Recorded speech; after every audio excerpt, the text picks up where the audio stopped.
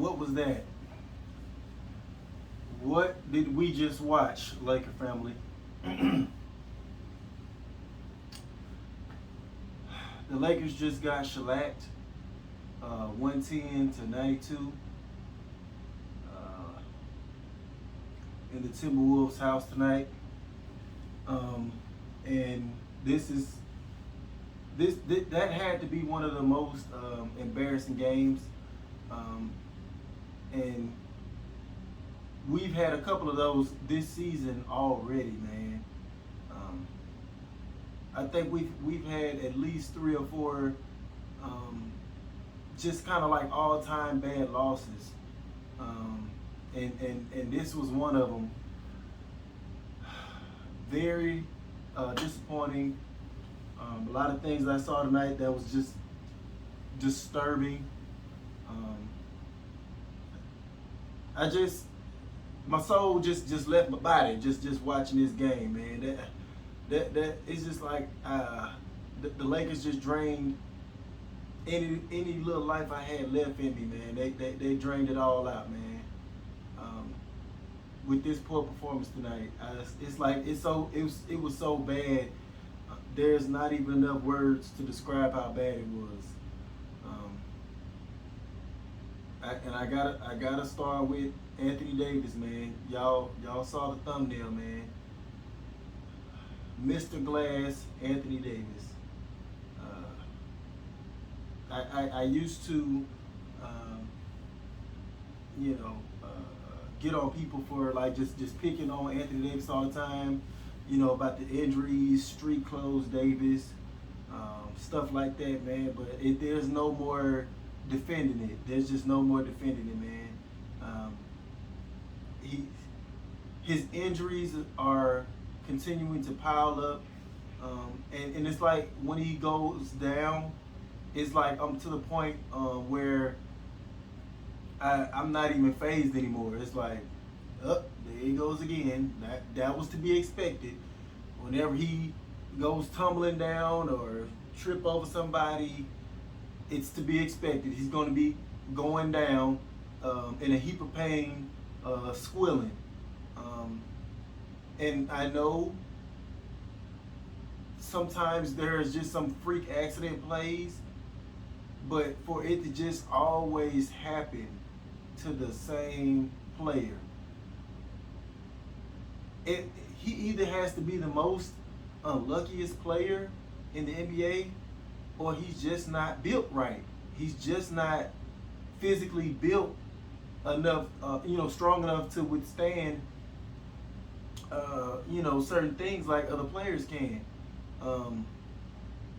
It's one of the two, man. It might be both. It could be both. He's the unluckiest player in the league, and he's also not physically built to withstand an 82-game season. Combined with, he's been declining ever since that 2019 championship. I'm talking about he was the clear-cut best big man in the league. At that time, people was even considering him better than Giannis. Ever since then, it's been a straight free fall for Anthony Davis. And I just don't see. I'm sorry. I try to be the most optimistic Lakers fan, and but at the same time, I just have to keep it real, man. I got to keep it real. I don't see a light at the end of the tunnel. The way this team is currently constructed, and finally, these analysts were proven to be right. The ones that was calling us old in the offseason, and this was just thrown together like an unfit puzzle. Some of it, they were right. I mean, I would say that a lot of the media members, they was like haters to begin with, and they had been hating on us from the get-go, especially when LeBron got here. It's almost like the Tom Brady thing. They're going to keep throwing the cliff out there until Tom Brady falls off the cliff. Oh, we was right. See, I told you he was about to fall off the cliff. Okay, it was a lot of that going on this offseason. You know, it's like they keep on reiterating that we're getting old, LeBron James getting old, until we actually start looking old. Then now all of a sudden, oh, we was right. So it's a little bit of that in there. So I can't give the media 100% credit because they have been trying to harp on that for I don't know how long anyway. But it's finally coming to fruition with how old and how bad we're looking. And to finish up with the Anthony Davis situation, even when he's not hurt, he's not looking like the same player whatsoever, man. He started this game off getting cooked by Karl Anthony Towns. The same aggression and will to prove I'm the best player and I'm gonna will my team to a win. That's the attitude Karl Anthony Towns brought tonight, and now it's becoming too much of a theme for opposing big men they're going up against Anthony Davis now. Whether it's Giannis, you name it, man. I've even seen like guys like Jaren Jackson or which he's decent, but I've seen even lesser guys than that just taking it to Anthony Davis this year, man. Taking it to him. The guy from the Spurs, was it Bertans? Not Bertans. I can't remember his name off the top of my head. But it's the center from the Spurs was absolutely just giving it to Anthony Davis. It's just I don't understand it, man. I don't understand it. 9 points in 20 minutes just was a complete non-factor. And the first time he went down, we was losing. I want to say at least by 8 or 10 points when he went down. As soon as he went to the locker room, that's when we had went on a run. Then he comes back from the locker rooms and tries to give it another go after twisting his ankle, and the Timberwolves take off again. So something's not right. Something's not quite right. Like if your second best player or supposed to be best player, every time he gets back in the game, the other team goes on a run. Something is not clicking. Something's not right.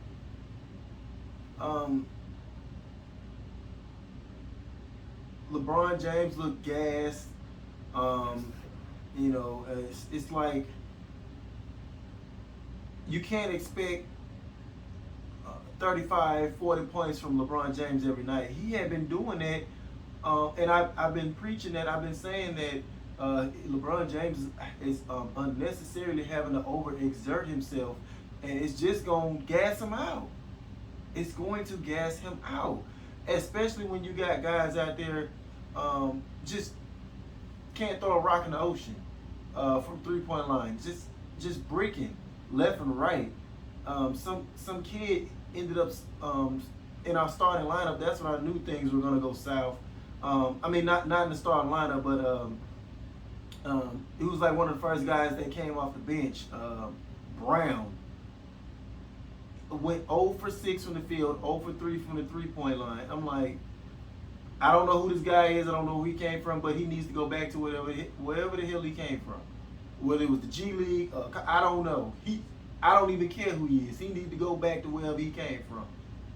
That trash performance he put out there, and I know he was just throwing it to the fire, but still, that was trash.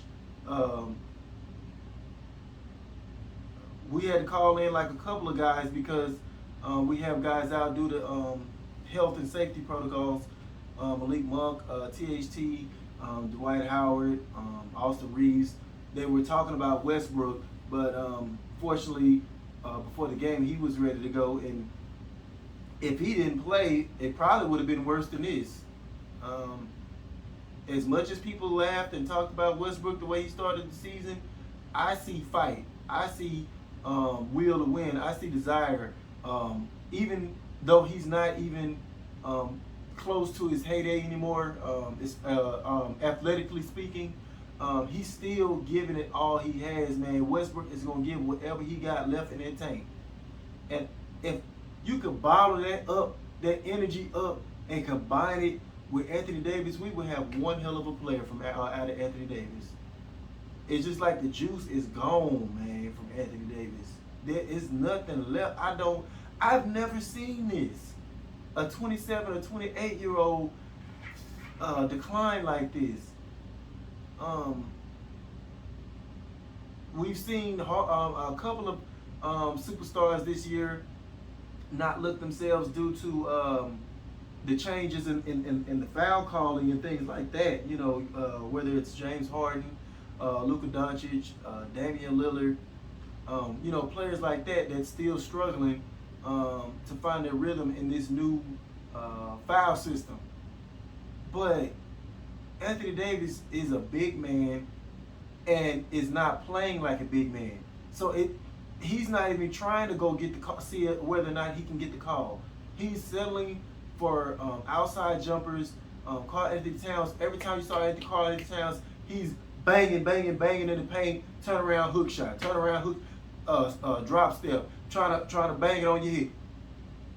Next play, on the other end of the floor, Anthony Davis settling for jumpers, settling for long range threes, clanking them. It's sad, man. It's sad. And his new name is just going to have to be called Mr. Glass, man, because that's truly what he is at this point, Mr. Glass. You know, Bazemore gave us a little bit of production in that starting lineup, 11 points. You know, we had to start him. I mean, we're missing Malik and THT, so we had to run with who we had. But we shot 43 threes and only made 12.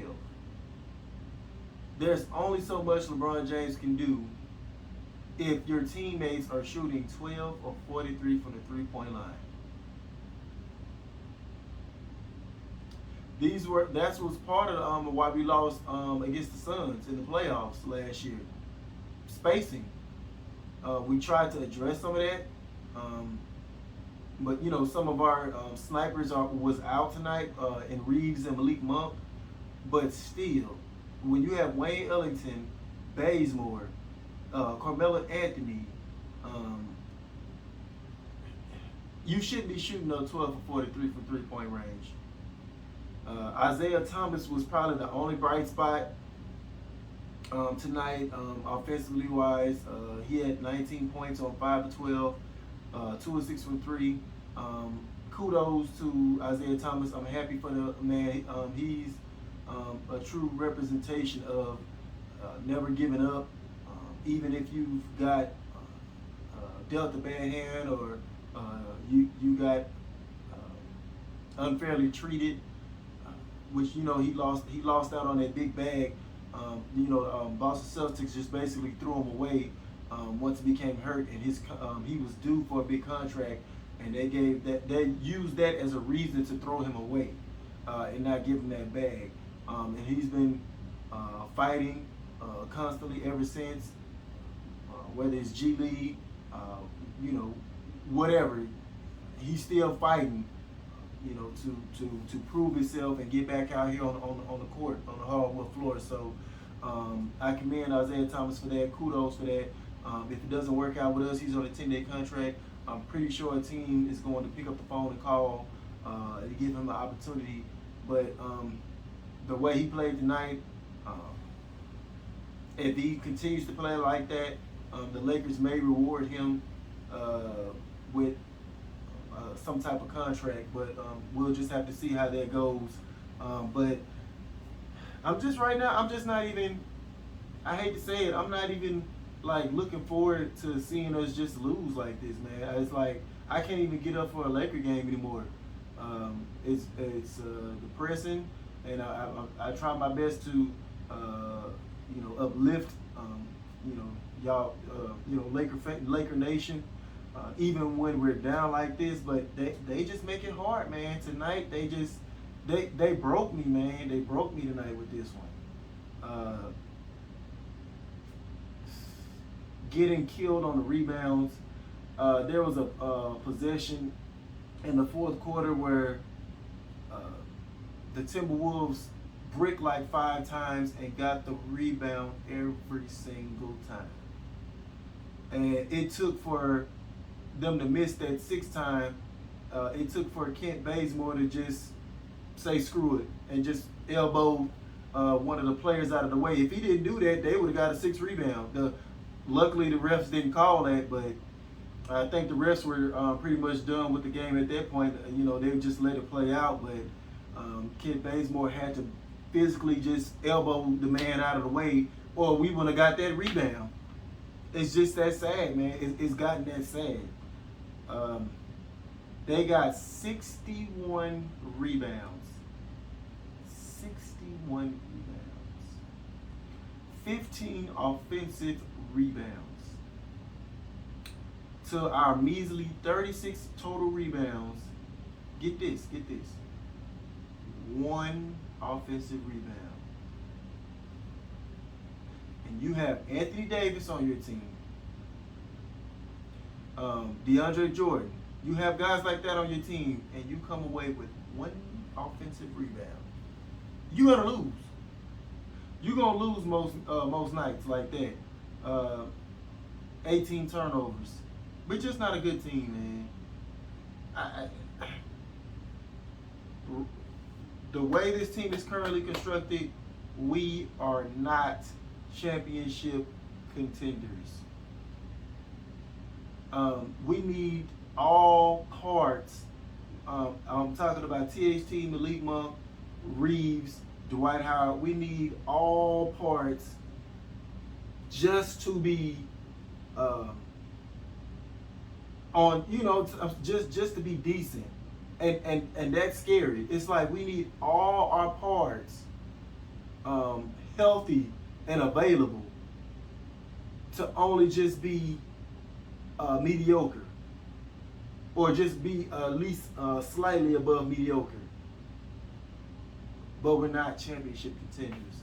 Whether we're healthy or not, we are not championship contenders currently constructed. It's sad to say, but